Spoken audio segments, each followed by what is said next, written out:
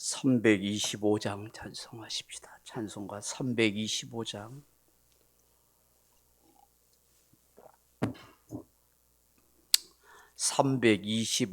찬송하십시다.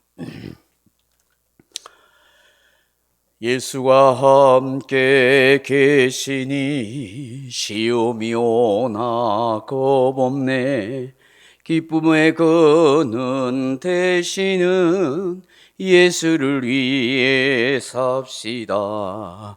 날마다 주를 섬기며 언제나 주를 기리고 그 사랑 안에 살면서 딴 길로 가지 맙시다.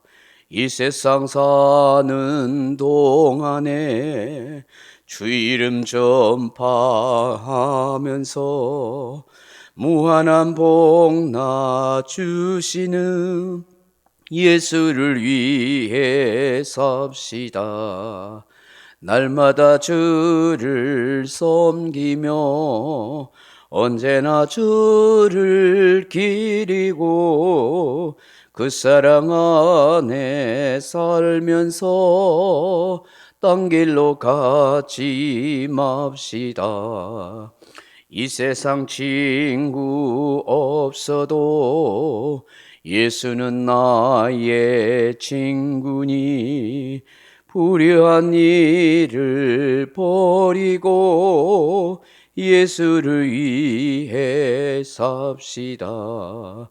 날마다 주를 섬기며 언제나 주를 기리고 그 사랑 안에 살면서 딴 길로 가지 맙시다.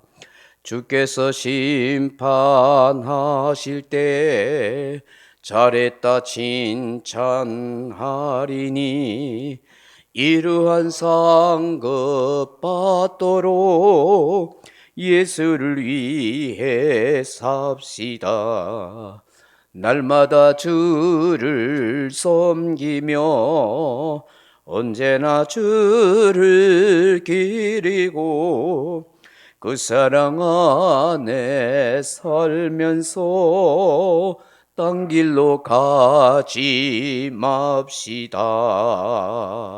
아멘. 하나님 말씀은 요한복음 14장 18절 말씀 같이 읽어보겠습니다. 요한복음 14장 18절 한 절 말씀만 같이 읽겠습니다. 같이 읽습니다. 요한복음 14장 18절.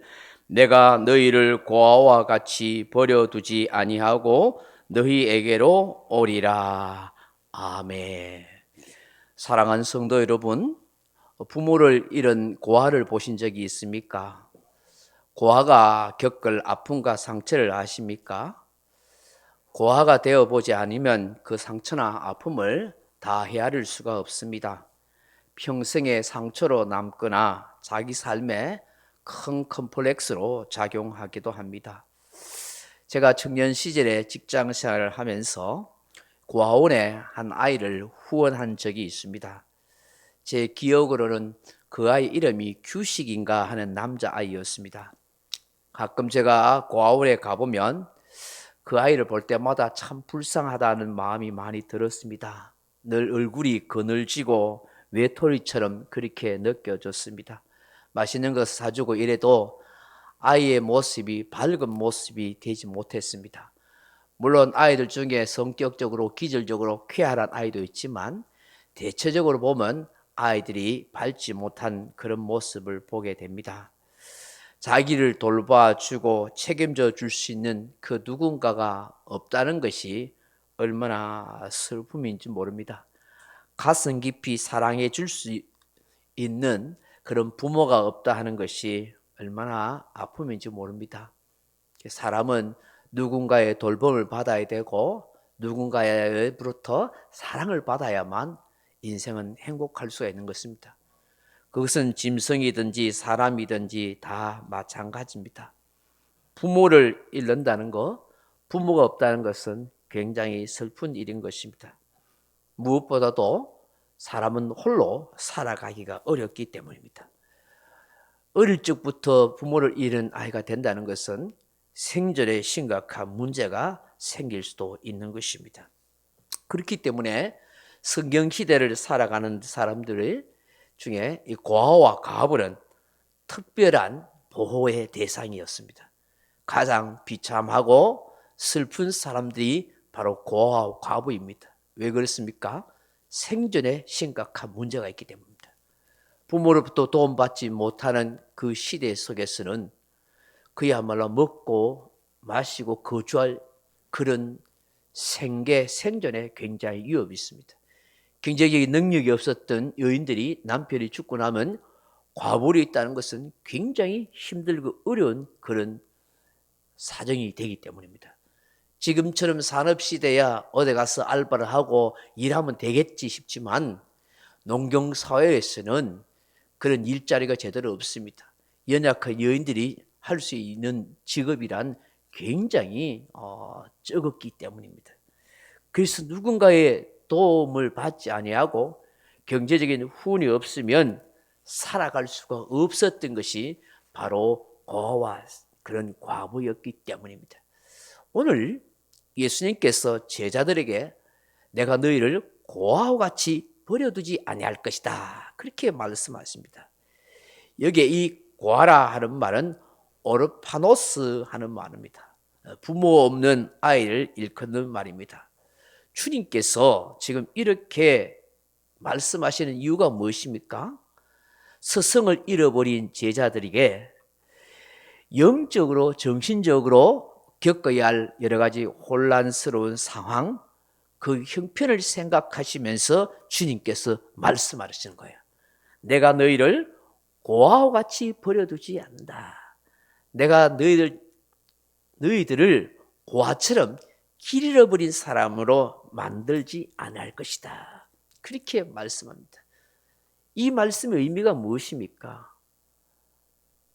예수님이 떠나가는 것에 대한 두려움을 가지고 있지 않습니까? 3년 동안 열심히 예수님을 따라다녔는데 예수님이 어느 날 십자가에 못 박혀 돌아가시면 이 제자들은 그야말로 낙동강 오리알이 되고 부모 잃은 그런 자식처럼 되어버리는 것입니다.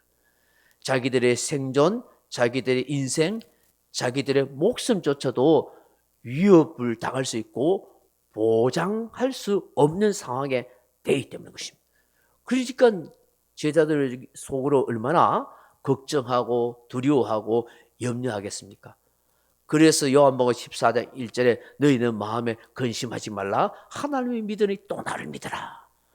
그래서 하늘 처소를 내가 다 준비하고 있다가 내가 너희를 나 있는 곳으로 영접할 것이다, 이렇게 말씀하지만 그들 마음속에는 두려움과 걱정이 떠나지 않습니다.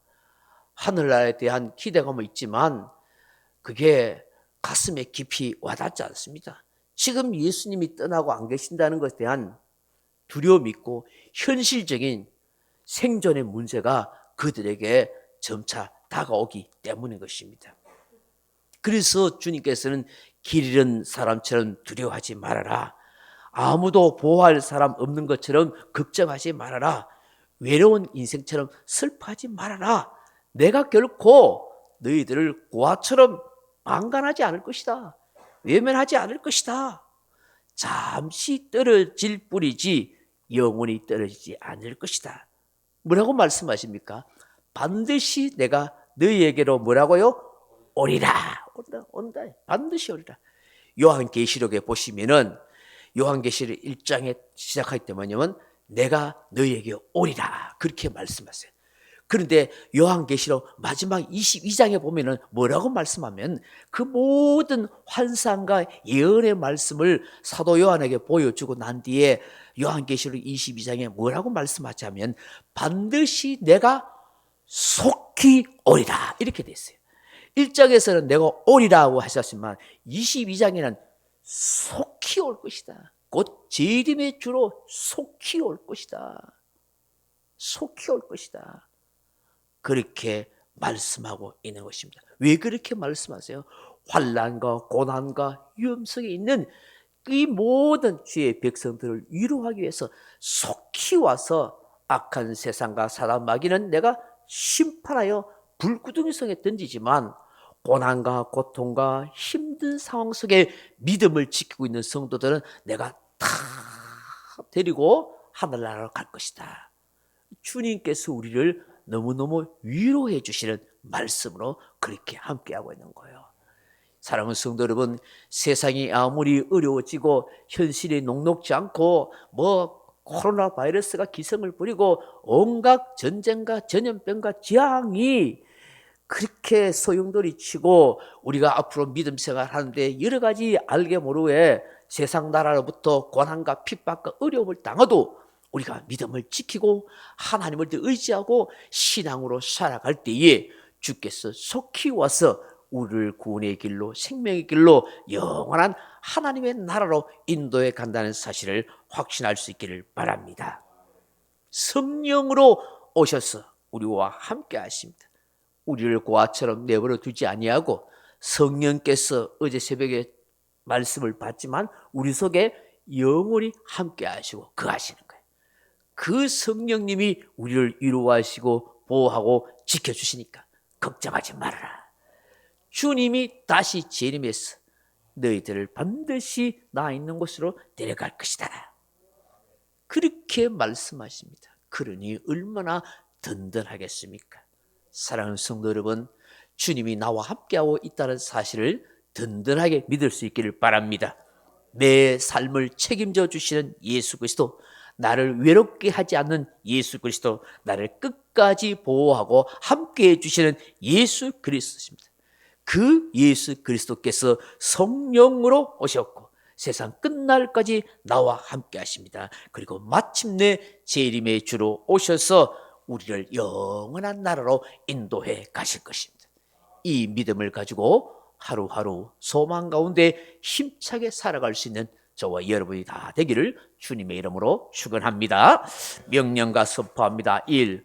나는 주님의 은혜로 모든 일에 날마다 점점 더 좋아지고 있다.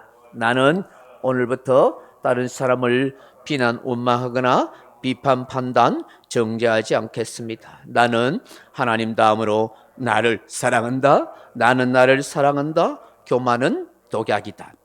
그 어떤 경우에도 감사합니다. 나는 내 안에 살아계신 예수님 때문에 행복하다. 있을지어다.